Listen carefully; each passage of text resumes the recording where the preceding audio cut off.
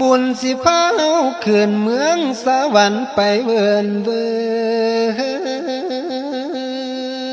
น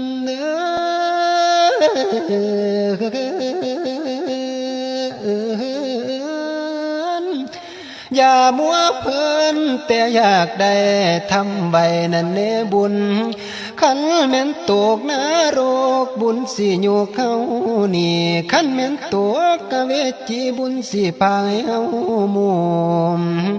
บุญสิโจมเมาขึ้นเมืองสวรรค์ไปสันสีสู่สุขาวดีมีแต่ของทิพย์ดวนเป็นมวลเขาว่าเครื่องกินรักษาศีลกินทานให้เสือความพุทโธเจ้าหอมเพิ่นว่าบัวว่าหอกเป็นเงาคือแหวนสีปองให้เฮาได้ทอง